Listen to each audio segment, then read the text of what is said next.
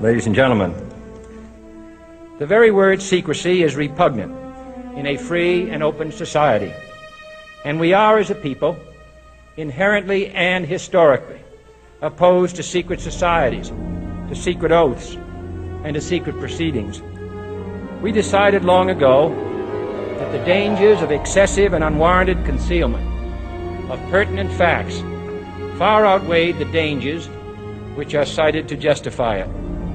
Even today, there is little value in opposing the threat of a closed society by imitating its arbitrary restrictions. Even today, there is little value in ensuring the survival of our nation if our traditions do not survive with it.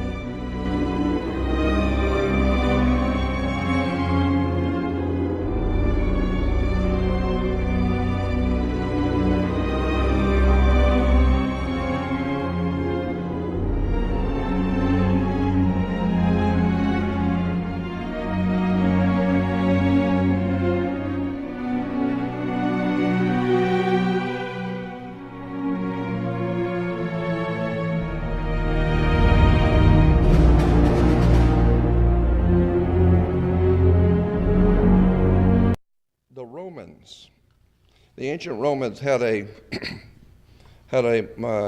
saying in their law that said, quote, "Let them who wish to be deceived, be deceived." Quite simply, the Roman law was, if you're so stupid to want to be deceived, go ahead.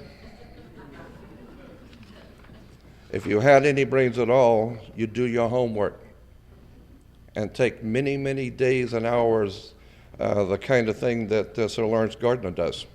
Spend a lot of time researching, studying, and then you're going to find out, yes, what we're faced with in this world is consensus reality. It has very little to do with the real truth. The real truth, you better wake up and find out, has been around you all of your life. You just didn't see it. I read you that to impress upon your minds that there is an occult world going on around you. The men in power in this world that we live in are there by divine appointment. So when you hear the term the divine right of kings, you better look at that, because there is such a thing as a divine lineage going on throughout the world that most people just hear and have no comprehension of the implications of our governmental systems over the earth. I'm nowhere near being an authority on anything. I've never been the world's foremost authority on any subject. I feel that I am an ordinary man pursuing extraordinary knowledge. As ill-informed as I have been and am now, I'm smart enough to know that there is a God in the universe. There is a divine presence in the universe that men have called God. But I'm also very much aware that men's minds have misused and abused the Spirit.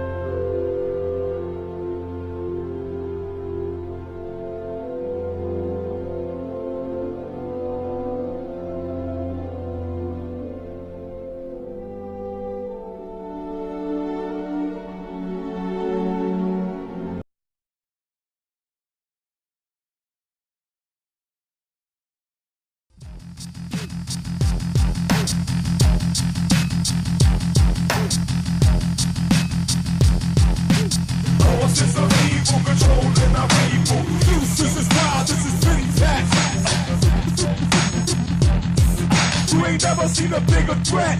This is wild, getting really up a bag of illy. Iced out on the sand like a chili willy. This is wild, it's a triple threat. Ladies and gentlemen, the very word secrecy is repugnant in a free and open society.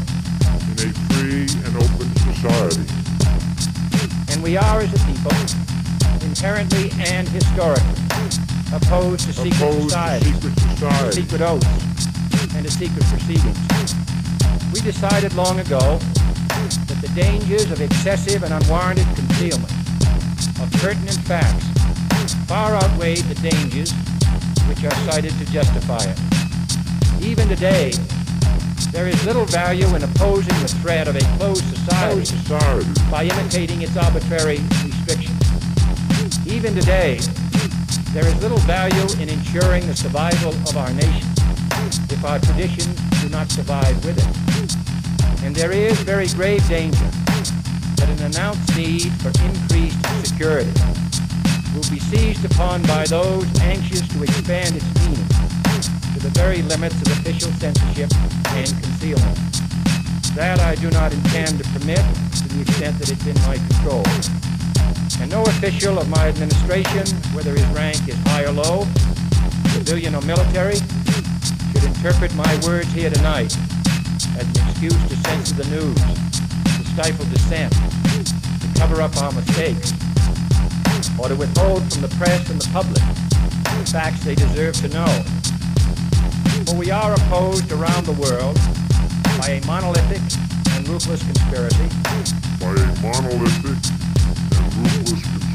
that relies primarily on covert means for expanding its sphere of influence, on infiltration instead of invasion. After tomorrow, those SOBs will never embarrass me again. That's no threat. That's a promise. Intimidation instead of free choice, on guerrillas by night instead of armies by day. Subversion. It is a system which has unencrypted vast human and material resources into the building of a tightly knit, highly efficient machine that combines military, diplomatic, intelligence, economic, scientific, and political operations. Its preparations are concealed, not published. Its mistakes are buried, not headlined. Its dissenters are silenced, not praised. No expenditure is questioned, no rumor is printed, no secret is revealed. No president should fear public scrutiny of his program, for from that scrutiny comes understanding. From that understanding comes support or opposition, and both are necessary. I am not asking your newspapers to support an administration, but I am asking your help in the tremendous task of informing and alerting the American people.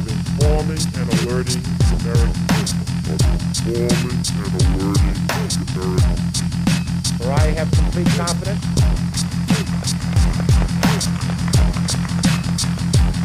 in the response and dedication of our citizens whenever they are fully informed. I not only could not stifle controversy among your readers, I welcome it. This administration intends to be candid about its errors. For as a wise man once said, an error doesn't become a mistake until you refuse to correct it. We intend to accept full responsibility for our errors. We expect you to point them out when we miss them. Without debate, without criticism, no administration and no country can succeed, and no republic can survive. That is why the Athenian lawmaker Solon decreed it a crime for any citizen to shrink from controversy. That is why our press was protected by the First Amendment, the only business in America specifically protected by the Constitution, not primarily to amuse and entertain. During the American Civil War, President Lincoln bypassed the high-interest loans offered by the European banks and decided to do what the Founding Fathers advocated, which was to create an independent and inherently debt-free currency. It was called the greenback. Shortly after this measure was taken, an internal document circulated between private British and American banking interests stated, "Slavery is but the owning of labor and carries with it the care of laborers," while the European plan is that capital shall control labor by controlling wages. This can be done by controlling the money. It will not do to allow the greenback, as we cannot control that. The fractional reserve policy perpetrated by the Federal Reserve, which has spread in practice to the great majority of banks in the world, is, in fact, a system of modern slavery. Think about it. Money is created out of debt. And what do people do when they are in debt? They submit to employment to pay it off. But if money can only be created out of loans, how can society ever be debt-free? It can't.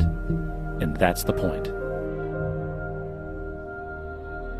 Now, on June 4th, 1963, President John F. Kennedy signed Executive Order 11110, which authorized the U.S. Treasury to start printing a new form of the silver certificate called the United States Note. John F. Kennedy issued $4 billion worth of this new cash money, free of debt, free of interest, and it was enough money to allow the nation to conduct its business without needing to involve the private Federal Reserve Bank.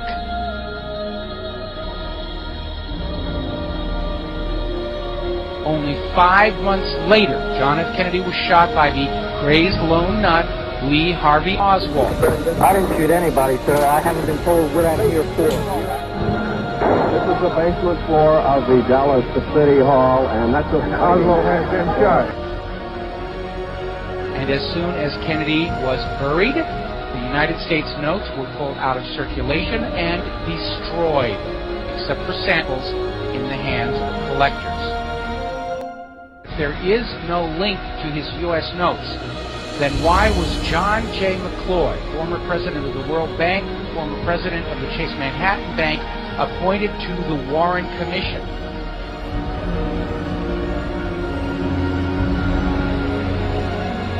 I don't care what kind of a man McCloy was. He is not a homicide investigator, and the Warren Commission was supposed to be investigating the assassination of the President of the United States. What is a bank president doing on the Warren Commission if there is no connection to the United States notes?